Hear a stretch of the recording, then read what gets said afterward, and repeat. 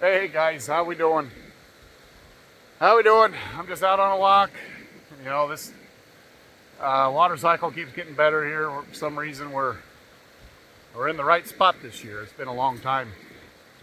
Been a long time since we've been in the right spot. So I'm out enjoying it. Kind of hoping I don't get stuck and fall off a rim here. But wanted to talk real quick. A couple items. The big one I see right now is cattle. It's a great number for those October through January. I know a lot of people sell their calves October through January, and technically I can make a case where the rally's over, and I can make a secondary case where we can rally another 30 bucks. I don't know which that's going to be. And so I've got an idea on how to hedge half of that for about $1.50. Or a penny and a half, however you want to look at it. I told you I wasn't hoping not to fall off a cliff. Walking on the edge of a rim rock, trying to stay by the creek. Anyway, so yeah, for roughly what is it?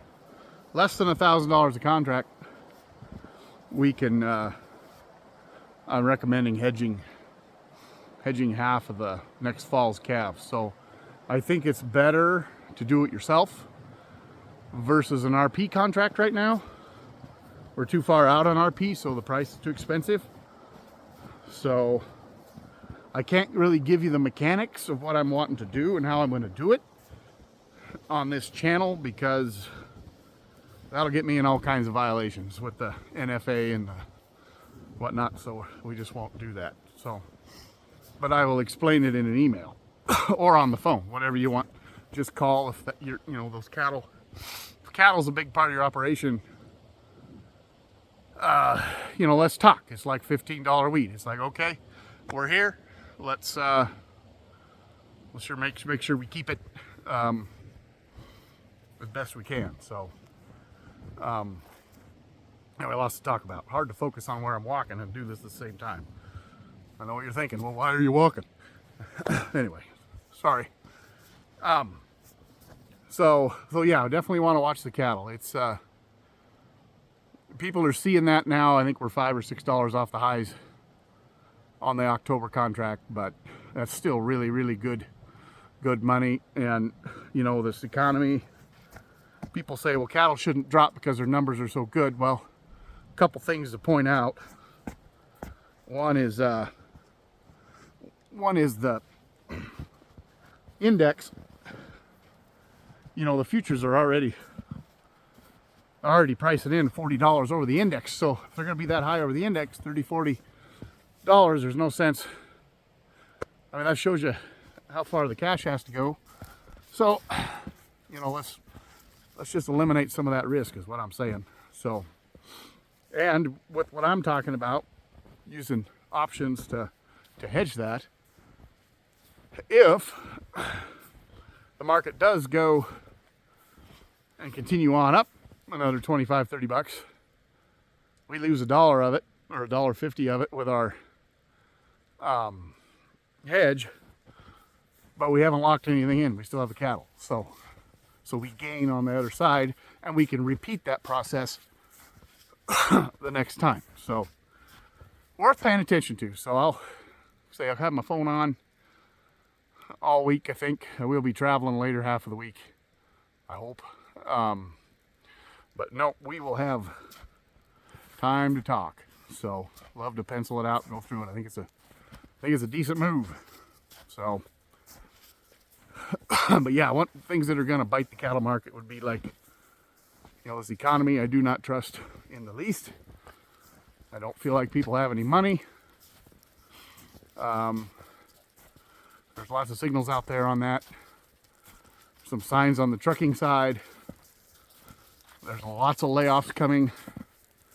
That's just not the kind of economy that I think looks stable And given what's coming in November, I can't say it on here or I'll get canceled. I already got a strike. I did not know that. You can easily see some pretty big chaos in that market between now and, especially the stocks, between now and November. So anyway, to the grains. Grains, like I say, we've been following close that chart formation in Chicago wheat. We had that big triangle. You know, it's a great workout. Walking in about 15, 18 inches of heavy snow, post holing through it and going up a hill. It's good. It's good. It's good for the lungs. Not good to make a video, but good for the lungs. But anyway, they had the big triangle, and those triangles are great for suggesting that there's a building emotional move coming. They are not great at determining which way. Like I said in the email, it looked positive to me on last Tuesday because we had a higher high and a higher low. We had touched that line multiple times, the upside line. Looked like it was ready to, just needed one good day to spring out of it and move up. Instead, the funds came after it, and then down we go. And we made our move and shed some risk, and you know, shoot, it ended up dropping another. What did we drop on the futures? So 50 cents. So 50 cents from the, yeah. So that's ridiculous. Anyway, nothing new. Nothing new.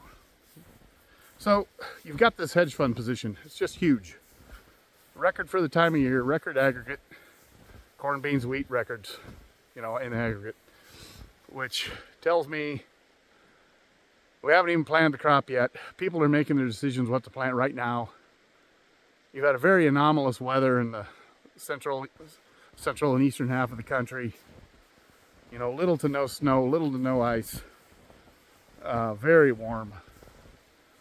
And so that's playing on producers' minds a little bit. What are they going to do? Europe has its own set of problems. You know, you got some cold weather moving into Russia now after they've been anomalously warm. So, point being, with the funds short the way it is, not going to take much to overturn their boat. In the old days, we'd have these down moves like this, and then we'd sit there for years. You know, that's the negative of a big bear market is you drop and then you sit there for years and have to build the demand base back and limit production where you can, and then eventually low prices would cure the low prices and we'd move up out of there.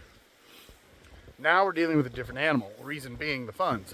And if you're a fund trader, you have your position, you have a percentage of your position in on short grains, and you have targets, you have objectives, and once you hit those objectives, there is no monetary reason why you would stay with that hedge with that short. It would be time to liquidate. So depending on what their goals are, their goals may be lower than where we are. They could be looking at $4 or $3.80, $3.90 corn. They could be looking at, you know, $10 beans. They could be looking at $4 wheat. Historically, you know, that's an area we've spent a lot of time in. So maybe they're looking at that. I don't know. Like I say, there's no fundamental reason to get that cheap. If you go on a on a money value basis, we're already at beyond those levels. So anyway, point being, hard to focus. I figure out where I'm going. So point being,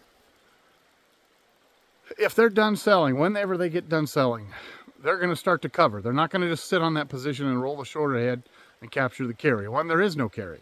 So there's very little carry to sell in these markets, so it has no reason to sell it ahead. So once they decide to get out, they got to buy that contract back. When they buy the contract back, it's going to create a rally. And then once the rally crosses tech points, then that's going to trigger the algorithms, and then it feeds on itself and we go back up the hill. You know, it's not a matter of if, just a matter of when.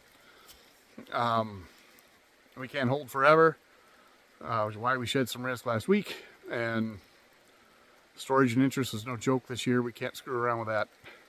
It's just too costly. So as much as I'd like to sit here and wait for the Chinese to pick stuff up, we just can't do that. We can do that on some of it, which is what I have left, and depending on the crop. So anyhow, let's just kind of see what happens there. Like I say, no good news today. I mean, China was off on holiday all last week. This week they're back. Hopefully they're going to look at white wheat and say that stuff's a steal. And it wouldn't take very many cargoes of that to pop us right back to 7. Basis wise, we're cheap, historically cheap. They've got, Portland has room, you know, capacity room to sell it. So anyway, but we've been this way for a while and it hasn't done any good. So that's all I've got. The main thing jumping off the page of me today was the cattle. I just wanted to get you guys updated on that because I don't really want to screw around and see 270 fall feeders turn into 240 fall feeders, knowing that we could have locked in 268 and left the upside open. So, but yeah, would love to talk to you about that. So call anytime, and I'll write it in the email, and we'll go from there. So hopefully you guys are getting some of this moisture. It's just beautiful out. I can just sit here and watch this stuff all day. It's not Arctic frozen, so that makes me happy. The soil is thawed, so it's all soaking in. Absolutely amazing how little runoff we've had. Now, granted, I've still got 15, 18 inches of snow here on the side of the hill, but and the creek, you know, it's crystal clear. There's no runoff in it at all. It probably won't stay that way. It's probably going to come up a little bit when it gets to be 50 degrees this week, but gosh, it feels good. Anyway, been a long time coming. I had hopes the flip in the PDO and the flip in the, mostly the PDO, and then, you know, I didn't know what the volcano would do to the U.S., but hope that 30-year cycle would move back around, because it was about 30 years we've been dry, and I'm ready to see trees live again. I mean, some of these big old juniper trees, like this one behind me here, this stump, this thing, I mean, this tree here, this thing's probably, it's down by the creek, so it gets a little better growing, but I bet you it's 180 years old. When you see the bottom limbs all dying on these things, especially the south slopes, like you get up there behind me, on those slopes back there, a lot of the bottom limbs are dead, about a third of the way up, and that's just been from drought. That's just not something you want to see. Anyway, I know people don't like junipers, but I'd rather look at a green juniper than no juniper, and I'd rather not look at a dead juniper. Those are the ugliest things on the planet. So anyway, get me going on that. So have a good rest of your weekend. We'll be in the office tomorrow the rest of the week. Might be on the road later on, but we'll let you know. Bye-bye.